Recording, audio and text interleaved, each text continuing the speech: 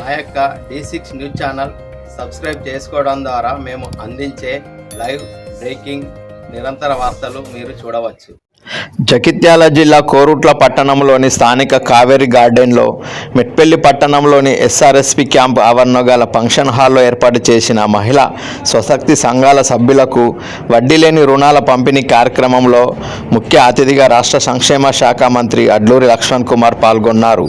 కోరుట్ల పట్టణానికి చెందిన 646 మహిళా స్వశక్తి సంఘాలకు సుమారు 2,62,00,000 విలువైన వడ్డీ లేని రుణాలు, మెట్పల్లికి చెందిన 326 సంఘాలకు 1,22,00,000 రూపాయల వడ్డీ లేని రుణాల పంపిణీ చేయడంతో పాటు కోరుట్లకు 18 లక్షల రూపాయల వ్యయంతో చేపట్టున్న వివిధ అభివృద్ధి పనులకు, మెట్పల్లికి 16 లక్షల వ్యయంతో చేపట్టిన అభివృద్ధి పనులకు శంకుస్థాపన చేశారు. ఈ సందర్భంగా ఆయన మాట్లాడుతూ స్వలంబన సాధించే లక్ష్యంతో రాష్ట్ర ప్రభుత్వం ఇందిరా మహిళా శక్తి కార్యక్రమాన్ని అమలు చేస్తున్నదని, మహిళా స్వశక్తి సంఘాల ద్వారా వడ్డీ లేని రుణాలు అందించి చిన్న వ్యాపారాలు, ఉపాధి కార్యక్రమాలు ప్రారంభించుకునేలా ప్రభుత్వం సంపూర్ణ సహకారం అందిస్తుందని మంత్రి తెలిపారు.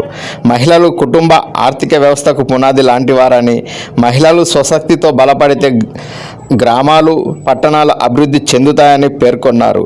మహిళా స్వశక్తి సంఘాల సభ్యులు ఈ అవకాశాన్ని సద్వినియోగం చేసుకోవాలని, అలాగే ప్రతి మహిళ ఆర్థికంగా ఎదగాలని, స్వయం ఉపాధితో పాటు ఇతర మహిళలకు ఆదర్శంగా నిలవాలని మంత్రి సూచించారు. తెలంగాణ రాష్ట్రంలో ఉన్న మా మహిళా సోదరులు 3 మంది మహిళలు నోటీసులు కావాలని సంకల్పంతో ఒక గొప్ప ఆలోచనతో గౌరవ ముఖ్యమంత్రి గారి నేతృత్వంలో కూడా ఈరోజు మెట్పల్లి మున్సిపాలిటీలో ఉన్నటువంటి సుమారు 1,237 మహిళా సంఘాలు ఉన్నాయి. దానికి ఆ మహిళా సంఘాల సభ్యుల 13,440 మహిళా సభ్యుల సోదరిమణులకు సుమారు 1,22,227 రూపాయలు వడ్డీ రాయితీ చెక్ పంపిణీ సందర్భంగా వేదికపైనటువంటి మా మిత్రులు, స్థానిక శాసనసభ్యులు డాక్టర్ సంజయ్ కుమార్ గారు, అదేవిధంగా ఈ జిల్లాకు సంబంధించినటువంటి కలెక్టర్ గారు సత్యప్రసాద్ గారు, అడిషనల్ PC రాజాబాబు గారు, అదేవిధంగా ఈ ప్రాంతంలో ప్రజల మధ్య నుండి ఉన్న మన ముందు మధ్యలో ఉన్నటువంటి ఇక్కడ ఇన్ఛార్జ్ ఉన్నటువంటి నరసింహ గారు, అదేవిధంగా మార్కెట్ కమిటీ చైర్మన్ గారు, మా ఆర్డీఓ గారు, మా ఏదైతే జిల్లా సంబంధించిన అధికారులు, ముఖ్యంగా మా సోదరులందరికీ మీ అన్నగా లక్ష్మణ్ కుమార్ గారు, మీ మంత్రిగా, ఎందుకంటే మా అన్నగా ఎందుకంటే 2 సంవత్సరాల క్రితం సామాన్యమైన కార్యకర్తలమ్మా.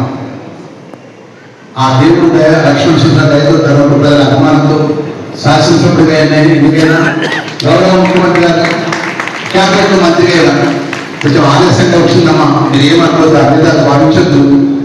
ఎప్పుడు ఇలాంటి ఆలస్యం జరగదంటే ఇక్కడ మా మహిళా సోదరు మనకు మనవి చేసుకుంటూ మళ్ళీ మా కలెక్టర్ గారిని నేను రిక్వెస్ట్ చేస్తున్నాను.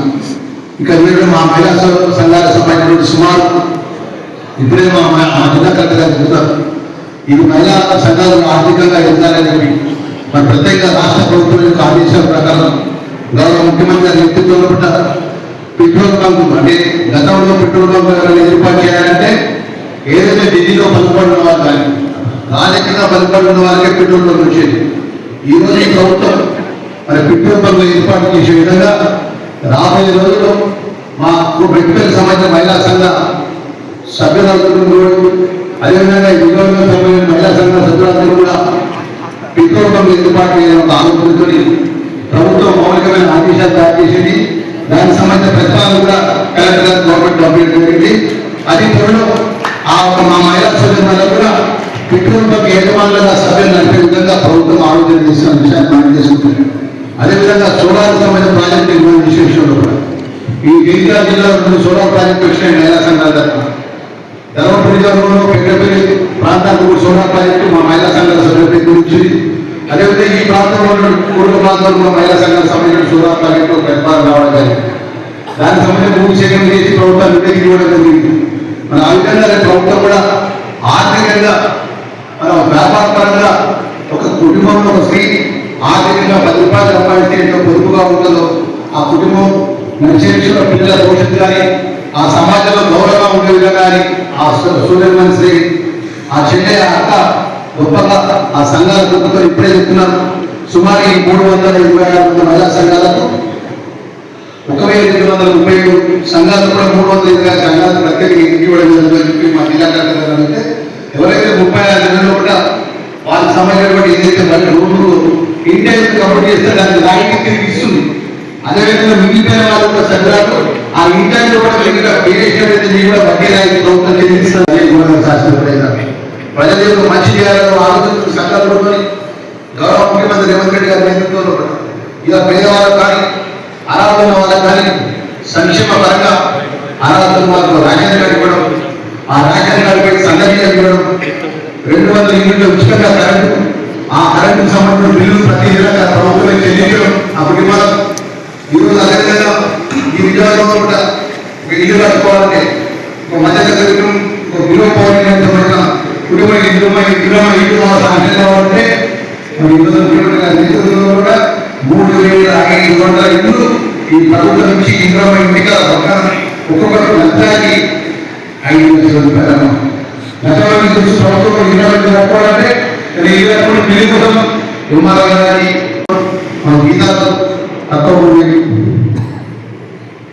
తక్షణమే పెళ్లి గీతాలు మాకు ఇంటియాలని మరి జిల్లా మంత్రిగా నా బాధ్యత మన లక్ష్మణ్ కుమార్ అన్నగా ప్రభుత్వం తరఫున ఉన్నా మనకు తక్షణమే ఈ మొదటి ఎవరైతే ఆర్టీ శాఖలు కూడా వాళ్ళ అకౌంట్ జమ చేసే బాధ్యత ప్రభుత్వాన్ని నాది అని చెప్పి మా జిల్లా కలెక్టర్ తెలియజేస్తున్నా.